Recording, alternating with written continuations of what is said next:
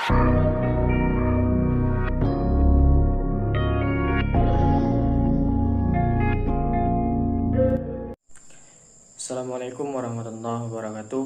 Perkenalkan, nama saya Satrio Bayu Pamungkas, NIM 1902010043, Prodi RSK A2. Saya sini akan menjelaskan tentang materi dari organisasi dan arsitektur komputer. Baiklah, yang pertama adalah pengertian arsitektur komputer.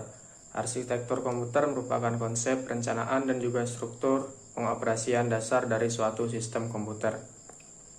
Fungsi arsitektur komputer terbagi menjadi 6, yaitu perencanaan awal sebuah komputer, prosesor yang dibutuhkan bisa lebih banyak, pengguna bisa lebih banyak, dapat melakukan multitasking, memastikan komponen-komponen komputer dapat berjalan lancar, dan yang terakhir memberikan gambaran aplikasi yang dibuat programmer. Jenis-jenis arsitektur komputer ada 4. Yang pertama, komputer SISD, komputer SIMD, komputer MISD, dan komputer MIMD. Baiklah, jenis-jenis arsitektur komputer tadi yang saya jelaskan. Yang pertama, komputer MISD adalah kebanyakan dari multiple instruction single data, yang merupakan salah satu jenis arsitektur komputer di mana fungsinya akan berfokus pada pengolahan data. Perangkat ini berfungsi dalam melakukan eksekusi berbagai macam file ataupun dokumen dengan prosesor berbeda-beda. Yang kedua, komputer SISD. Sudah disinggung sebelumnya bahwa komputer SISD memang tidak terlihat berbeda jauh dari komputer MISD. Jenis yang kedua ini merupakan hasil buatan dari von Neumann, memiliki ciri khas yaitu hanya bisa digunakan dengan satu unit prosesor saja. SISD sendiri merupakan kependekan dari single instruction single. Kepanjangan ini memang menunjukkan bahwa selama pengoperasian hanya menggunakan satu unit prosesor saja. Yang ketiga, komputer MIMD merupakan singkatan dari multiple instruction multiple data. Jenis ini adalah komputer yang mempunyai beberapa prosesor sekaligus dan bisa diatur secara sistem paralel melalui sesuatu unit pengontrol. Yang keempat, komputer SIMD.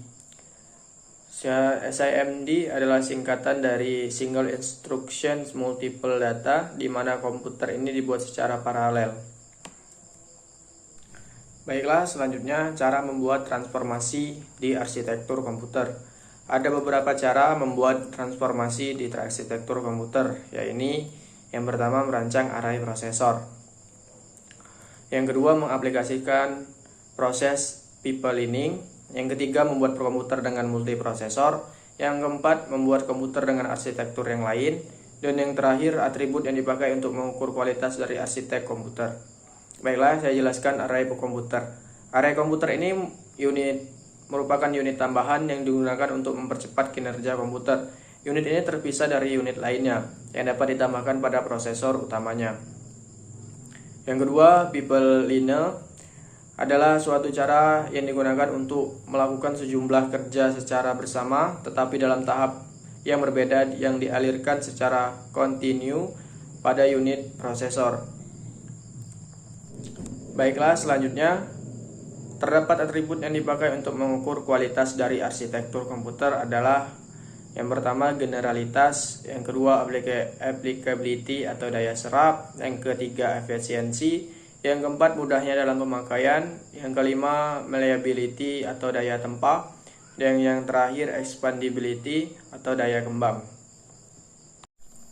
Baiklah, selanjutnya pengertian dan perbedaan antara load test dengan stress test.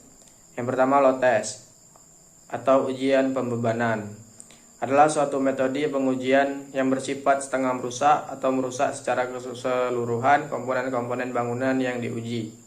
Pengujian yang dimaksud dapat dilakukan dengan beberapa metode, salah satunya adalah metode uji beban atau load test tadinya.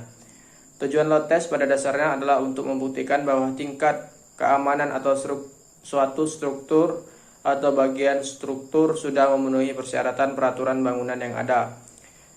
Yang konkret untuk memeriksa kemampuan dari aplikasi dalam melakukan load aplikasi atau website. Gunanya agar mengetahui beban dari aplikasi, sehingga resource yang digunakan tidak terlalu berat. Yang kedua, stress test. Stress testing adalah salah satu jenis pengujian sistem atau sistem testing. Pengujian ini bertujuan untuk melihat apakah perangkat lunak secara keseluruhan mampu menangani kebutuhan sumber daya yang tidak normal, mencakup kuantitas, frekuensi maupun volume. Apakah data dalam jumlah sangat besar dengan frekuensi sangat tinggi serta volume yang sangat besar mengakibatkan performansi atau bahkan fungsionalitas perangkat lunak terganggu atau tidak. Selanjutnya perbedaan antara load test dan stress test. Perbedaan paling mencolok antara load testing dan stress testing adalah jika load testing untuk memeriksa kemampuan aplikasi dalam melakukan load aplikasi atau website ke server atau database, sedangkan stress testing diperuntukkan dalam memeriksa kemampuan aplikasi dalam menerima traffic dari luar agar web atau aplikasi tidak down. Baiklah, saya akan menjelaskan materi terakhir, yaitu 6 atribut mutu arsitektur. Yang pertama adalah generalitas. Generalitas adalah ukuran besarnya jangkauan aplikasi yang bisa cocok dengan arsitektur. Sebagai contoh, komputer yang terutama digunakan untuk aplikasi ilmiah dan teknik menggunakan aritmetik, floating point, atau dengan nomor disimpan dengan petunjuk besarnya dan eksponennya. Dan komputer yang terutama digunakan untuk aplikasi bisnis menggunakan aritmetik, desimal, atau dengan nomor ditampilkan sesuai dengan digit desimalnya. Sistem umum memberikan 2 jenis aritmetik. Yang kedua yaitu daya terap. Daya terap atau applicability adalah pemanfaatan arsitektur untuk penggunaan yang telah direncanakannya. Komputer yang terutama dirancang untuk satu dari 2 area aplikasi utama. Yang pertama aplikasi ilmiah dan teknis. Yang kedua aplikasi komersil biasa. Aplikasi ilmiah dan teknis adalah aplikasi yang biasanya untuk memecahkan persamaan kompleks dan untuk penggunaan aritmetik floating point ekstensif. Yang ketiga adalah efisiensi.